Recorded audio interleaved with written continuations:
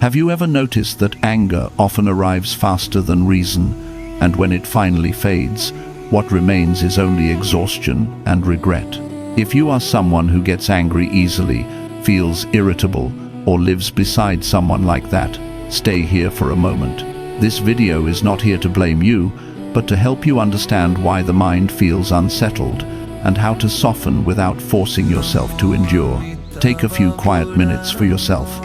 Listen with presence, not to judge, but to gently return to yourself.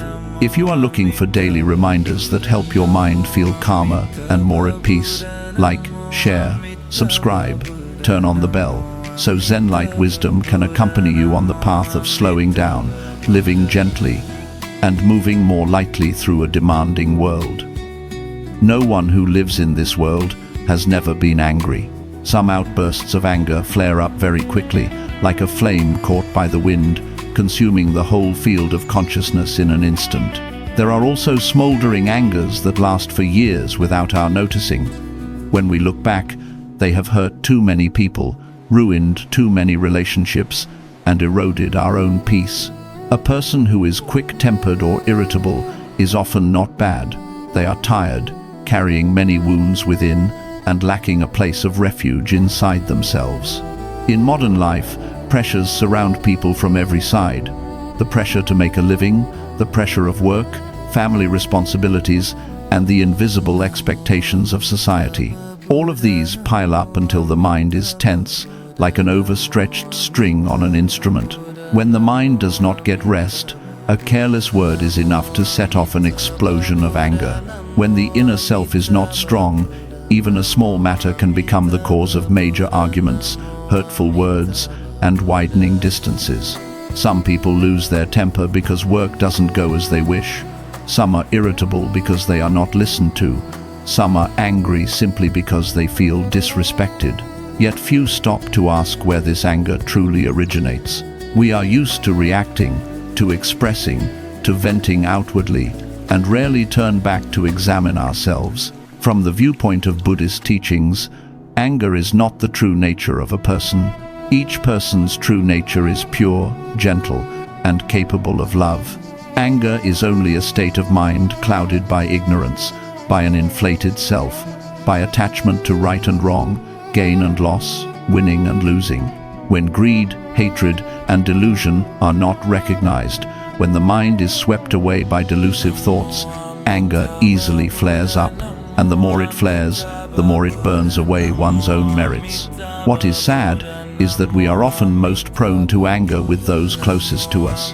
With outsiders, we know restraint, patience, and careful words. But with parents, spouse, children, siblings, we easily raise our voice, become irritable, and say things we later regret. Not because they deserve such treatment, but because deep down we take for granted the love they give us. We think they will understand, tolerate, and forgive. The Buddha teaches that where there is attachment to self, there is suffering. When the ego is large, any slight touch elicits a reaction. When we center our emotions on ourselves, we forget the emotions of others. When we want only to be understood and do not want to understand others, anger becomes a habit, irritability a reflex, and harm inevitable. Anger does not solve problems. Irritability does not make life better. On the contrary, each time we get angry, we burn away a part of our peace, crack a relationship, and sow another seed of suffering for the future. Yet people keep getting angry not because they want to suffer, but because they are not sufficiently awake to see that every anger will pass while its consequences remain. Each anger that appears in our life is actually a gentle reminder from life that our mind is tired, lacking nourishment, needing rest and care. If we stop in time and listen to the anger instead of chasing after it, we will realize that behind anger lies fear, insecurity, a longing to be loved, recognized, and understood. If you are quick to anger, do not be quick to blame or hate yourself. If you live beside someone who is often irritable, do not be quick to judge or condemn them.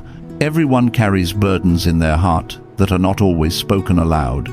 If we simply slow down a little, quiet down a little, and turn inward to look deeply at ourselves, anger will cease to be an enemy and become a door leading back to understanding and compassion. When we see clearly the root of anger, letting go comes naturally. And when we let go, stability gradually returns in each breath, each step, and each relationship in daily life. There is a truth few admit. The quick-tempered are not the strong ones. They are often those lacking inner strength. Outwardly they may seem tough, speak loudly, react fiercely, but inside they are fragile, easily wounded, fearful of being belittled. When the inner self is not firm, people have to use anger as armor to hide their softness. In Buddhist teaching, true strength is not in overpowering others, but in mastering oneself. The person who can overcome their own anger is truly courageous. Facing others is easy. Facing one's own mind is difficult. When anger arises, it fills the mind, blinds us, and makes us say things that, when calm returns, we cannot believe we once uttered. Those lacking inner strength live in constant exhaustion. They are easily hurt by others' words, shaken by looks, agitated by trivial matters. A casual remark can occupy their thoughts all day. A displeasing action can trigger anger and irritability, followed by regret, torment, self-blame, and not knowing where to begin to change. Anger is, in truth, an expression of inner helplessness. When we cannot change circumstances, we get angry. When we cannot control others, we get angry. When things do not go according to the self's wishes, we get angry.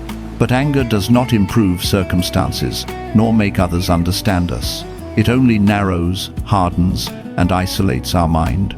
Buddhism teaches that the mind is like a vessel. If it is full of fire, no matter how much cool water you pour from outside, it cannot be immediately cooled. Only when we pour out some of the fire and look straight at the deep causes within, can the mind have a place to rest. Yet people usually do the opposite. They cling to anger, nourish it with thought, with memory, by repeatedly recalling others' faults, and then wonder why they cannot be at peace.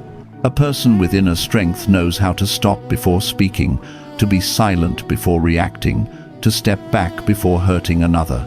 They are not without emotions. They simply do not let emotions carry them too far.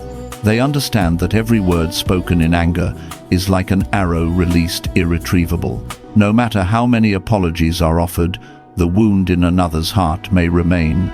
Some relationships break not because of big events, but because of many small angers accumulated over time. A harsh word, a displeased look, a repeated grumpy attitude. At some point these exhaust the one beside us. When someone's heart has cooled, even if we regret it and want to return, it is very difficult to go back to how things were. The quick-tempered often think they are being straightforward, genuine, and not hypocritical. But frankness does not mean causing harm. Being candid does not mean lacking self-control. Buddhist teachings do not instruct people to be fake. They teach us to be mindful, knowing which words to speak, when to be silent, and when to turn inward to care for ourselves. Anger is like a fire. If we know how to use it to warm ourselves, it can become energy that helps us act rightly. But if we let it run wild and uncontrolled, it will consume everything, including what we cherish most. Inner strength is the ability to keep that flame at an appropriate level, not allow it to become a conflagration in our life. As we begin to look back, we see that most of our angers do not arise from the present, but from old wounds not yet healed. Perhaps the feeling of not being recognized in childhood, being compared, belittled, abandoned. These wounds lie quietly deep in the mind, waiting for a small trigger to flare into anger. Understanding this, we will blame ourselves less and others less.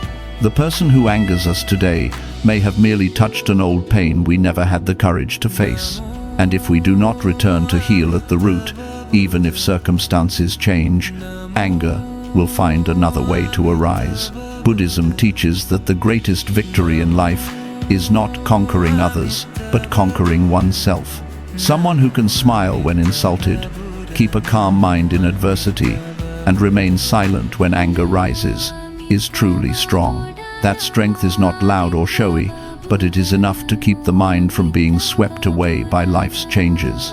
As the inner self becomes firmer, we realize we are less easily provoked. Things that once made us angry become small. Words that once hurt us lose their weight.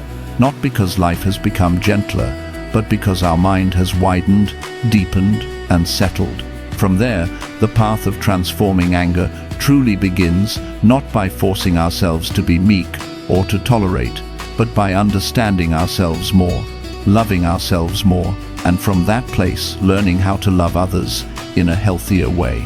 There is a common paradox in life few dare look at. We often treat those who love us most the worst. With outsiders we can be patient, tactful, careful with words. But with parents, spouse, children, and siblings, we easily lose our temper, become irritable, and say the most hurtful things, not because they deserve it, but because deep down we believe they will not leave us. We trust their love is big enough to endure our unreasonable anger.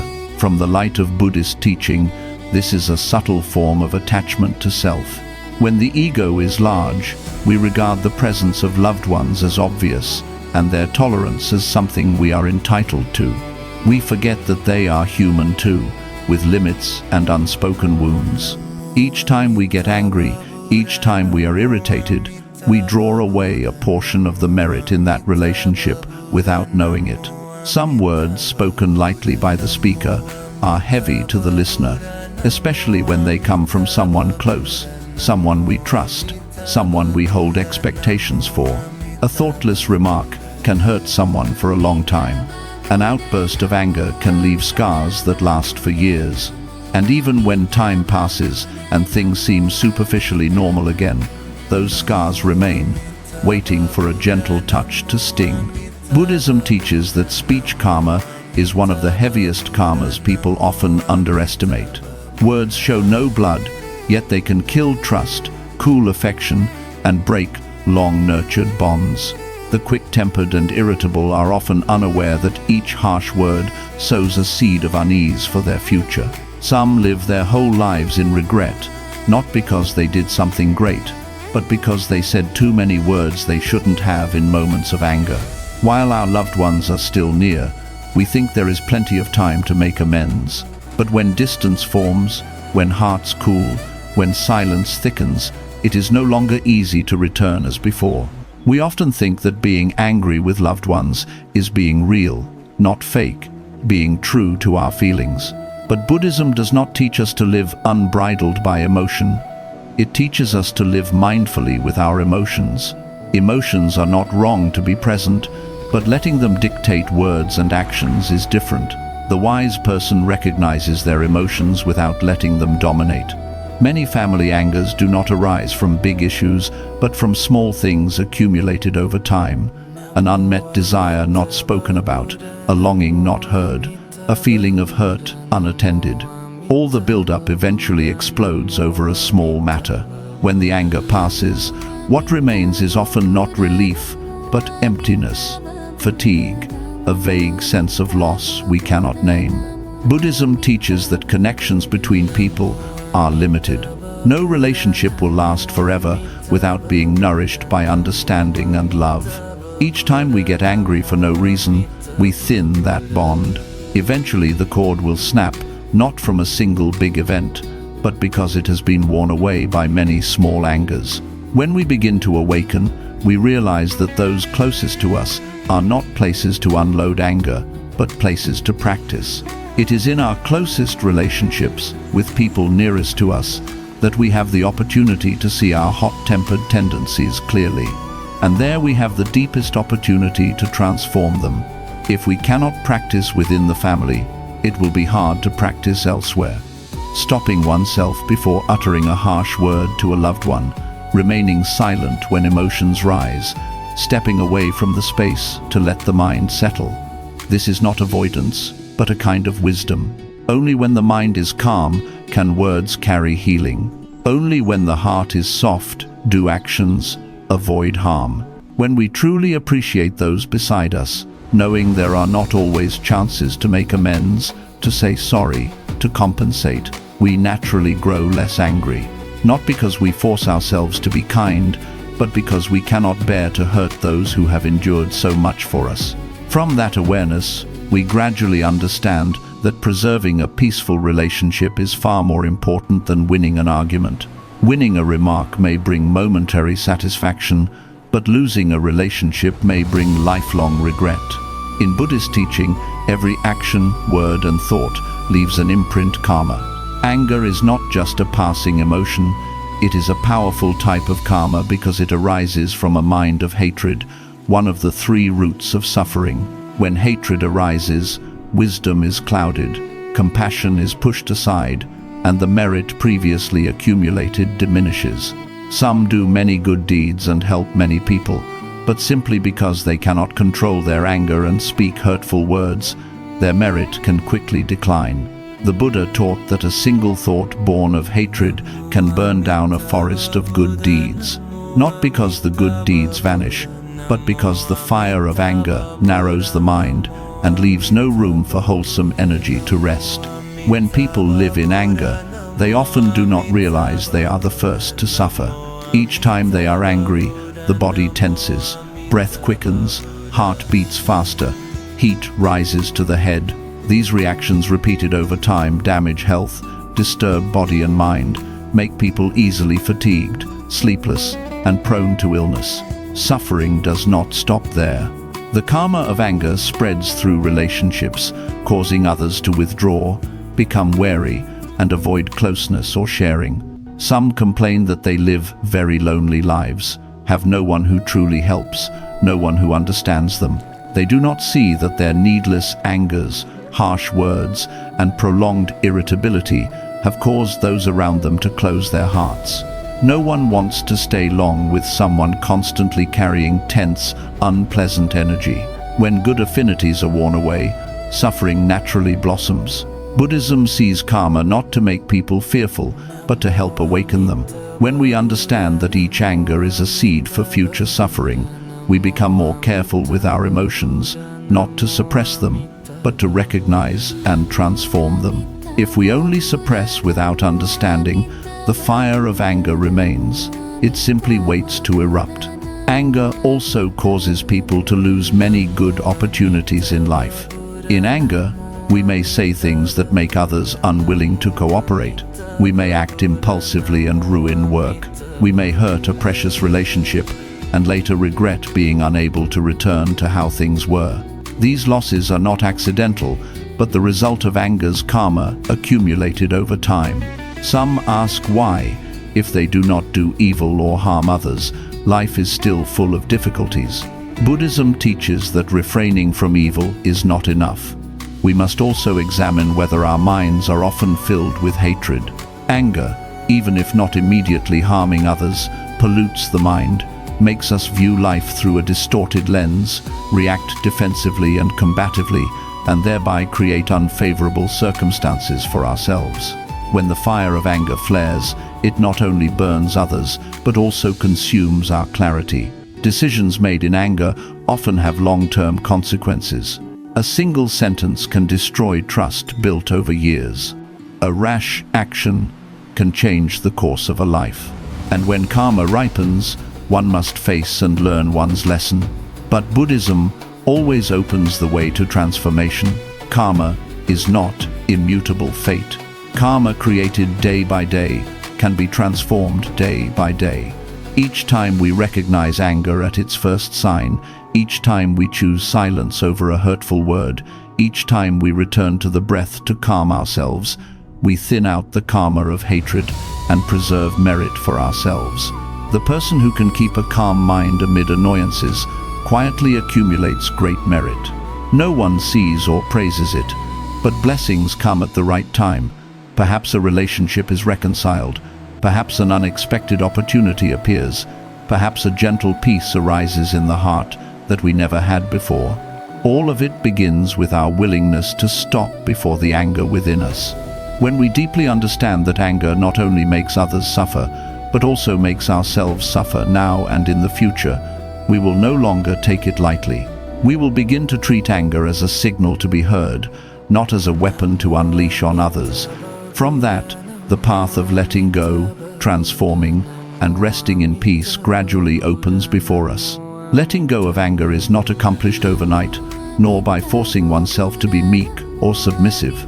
Letting go, in the spirit of Buddhism, is a process of awakening in which we gradually see that what we hold does not nourish us, but burdens and torments us. Clinging to anger, we think we protect ourselves, but in truth we imprison ourselves in the prison of the mind. People find it hard to let go because of attachment.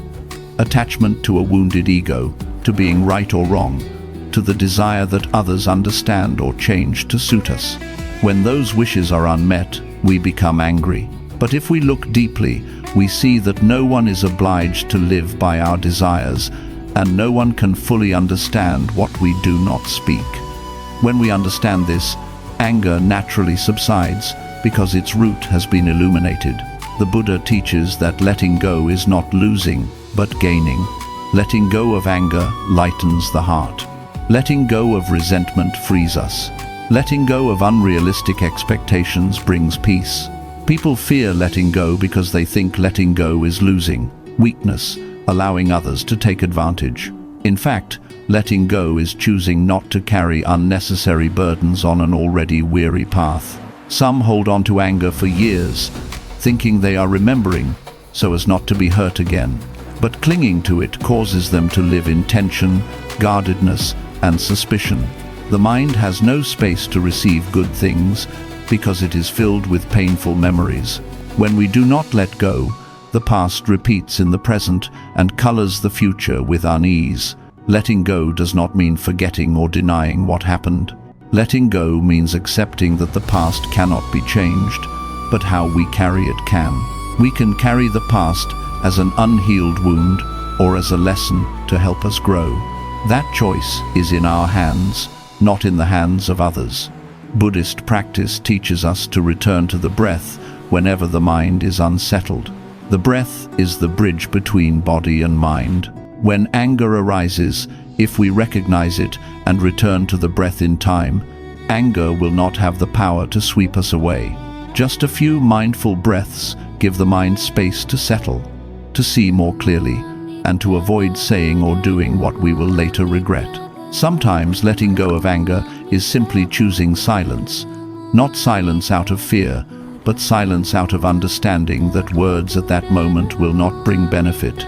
Silence allows the mind time to recover. Silence lets the wave of emotion dissipate. When the water is stirred, you cannot see the bottom. When the mind is angry, you cannot see the truth. Letting go of anger is also learning to forgive, not to please others, but to free ourselves. Forgiveness does not erase the wrongdoing, but it cuts the tie that binds our mind to that act. When we are no longer dominated by the past, we can live fully in the present. And when the mind is unbound, life energy naturally returns lightly. Some say forgiveness is difficult because the wound is too deep.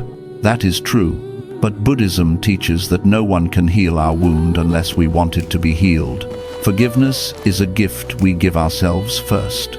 When the mind is free, the body is lighter and life less burdensome. Letting go is a long journey with forward and backward steps.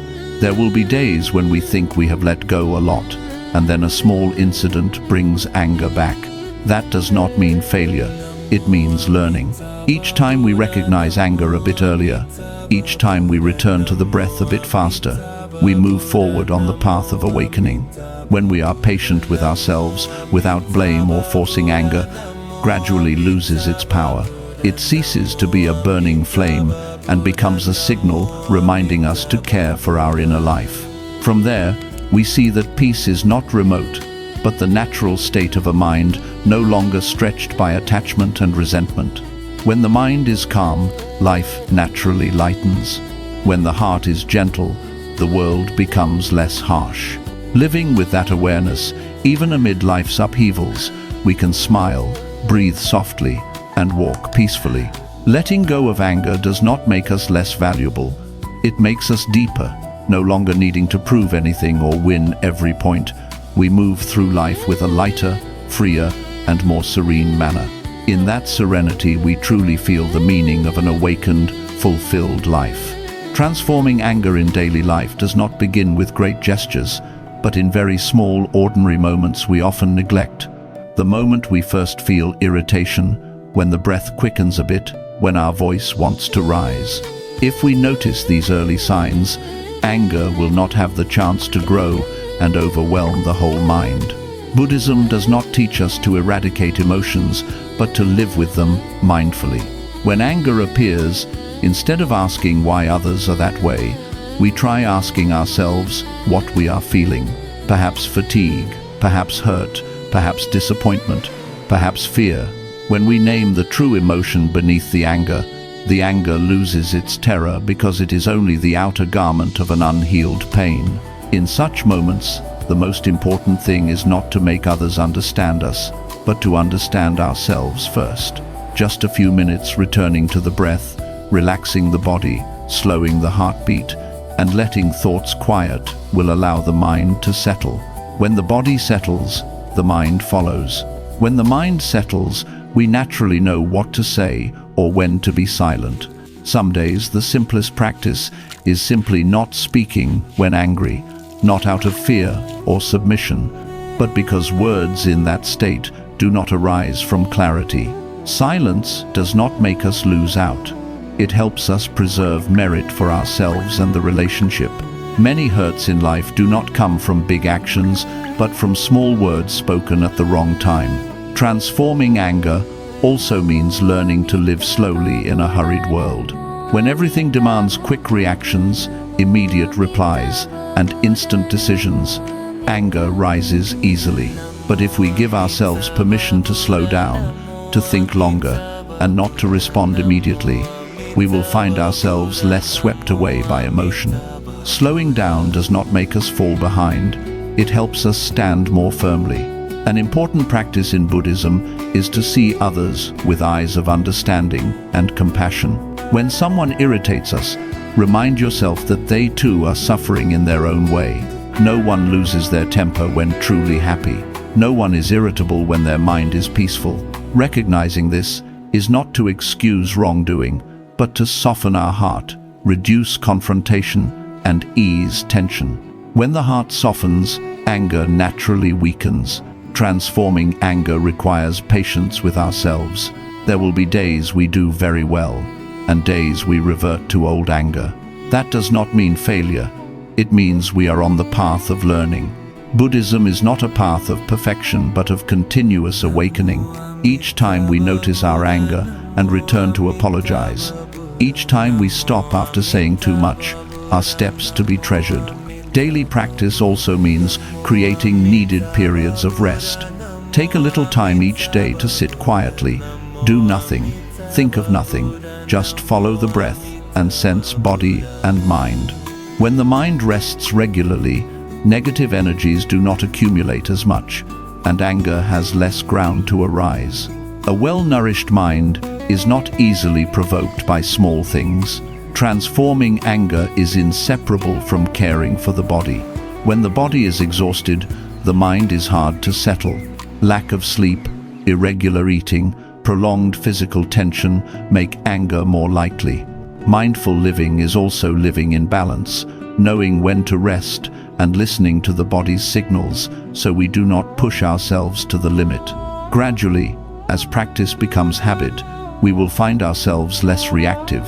Things that once provoked us become waves that rise and fall quickly, not because life has changed, but because our mind has more space to hold things. And in that space we begin to live more gently with ourselves, more kindly with others, and more tolerant of life's imperfections. When anger no longer leads, we truly walk with wisdom and compassion. That is the foundation of a peaceful life amid a changing world. Looking back over the whole journey with anger, we realize anger was never truly our enemy. What makes us suffer is not the appearance of anger, but how we identify with it, letting it control our words, actions, and life. When we are awake, anger is just a cloud passing across the sky of consciousness. It comes and goes and cannot block the light unless we cling to it. The Buddha taught that the one who tames their own mind is the great victor. That victory is quiet, no fanfare, no applause, no need to prove anything. Yet it brings deep freedom. Freed from being dragged by anger, we are no longer slaves to circumstances, to others' words, or to external upheavals. We begin to live with a different stance, lighter, wider, and more steady. A person whose inner life is calm is not free of adversity, but does not let adversity possess their mind. Amid unpleasant things, they remain soft. Amid hurtful words, they remain composed. Not because they do not feel pain, but because they know how to hold it without turning it into hatred. That understanding keeps them from creating more suffering for themselves and others. As anger subsides, life around us changes. Relationships become easier to breathe in. There is less tension from impulsive reactions. Speech becomes more measured, less sharp and hurtful. Even amid disagreement, we can speak with respect. Not because someone else changed first, but because our way of seeing and responding has changed. Buddhist teachings constantly remind us, do not wait for life to be gentle with you before you become gentle. Do not wait for others to understand you before you stop getting angry. Peace does not come from external conditions. It comes from the determination to return to care for the inner life in the most difficult circumstances. It is in testing moments that practice has real value. When we are sufficiently awake, we no longer want to win every petty argument, because we understand that temporary wins do not bring lasting happiness. What we want to preserve is inner peace and warmth in relationships. We begin to choose silence when needed, to listen more, and to let go of things not worth carrying through life. Life is impermanent. Everything comes and goes quickly. The person beside you today may be gone tomorrow. Opportunities to speak a gentle word, to maintain a gentle attitude, to avoid hurting one another, sometimes exist only in the present moment. Understanding this, we cannot bear to use anger to destroy what we have. Those who master their mind are not perfect, but return to themselves whenever they stray. They may still get angry, but they do not stay long in that state. They know how to apologize when needed, stop when they have said too much, correct themselves instead of only seeing others' faults. That sincerity makes them increasingly steadfast on the path of practice in ordinary life. The Dharma is not far away. It is right in how we meet anger every day. Each time we choose not to say something that would hurt another, we sow a wholesome seed. Each time we return to the breath instead of reacting, we preserve merit for ourselves. Each time we let go a little of our attachment, we step closer to inner freedom. One day, we will realize that peace is not something to seek afar, but the natural state of mind when it is no longer stretched by anger, resentment, and excessive craving. When the mind is at ease, life naturally lightens. When the heart is gentle, the world sharpens less. Living with that mindfulness, even amid many ups and downs, we can smile, breathe lightly, and walk with ease. If today you are still angry, do not despair. As long as you still turn to look at yourself, still want to live more kindly, still want to preserve peace for yourself and those you love, you are on the right path. That path may be slow, but it leads you home to the deep silence already present in each person. When we return to that silence, we understand that not being angry is not becoming someone else, but becoming the gentlest, clearest version of ourselves in this life. If these moments just now have helped your heart calm a little, if some of the Buddha's words you've heard touched your own story, that already is a beautiful connection between us in this moment. May you carry that gentleness into each breath, each word, and each way of treating those beside you, so that each day holds a little less anger and a little more understanding and love. If you find this content helpful, please gently tap like to spread peaceful energy to more people. And if you would like daily reminders to help keep your mind peaceful amid a busy life, subscribe to the Zenlight Wisdom channel and turn on the notification bell so you won't miss the upcoming videos. Each subscription from you is not only support for the channel, but also a seed of awakening sown into this life. Thank you for taking your precious time to listen and return to yourself. May you always have enough peace to smile at things that haven't gone as you'd hoped, enough awareness to let go of what you don't need to carry, and enough compassion to live kindly with yourself and with the world. See you in the next videos on the Zenlight Wisdom channel.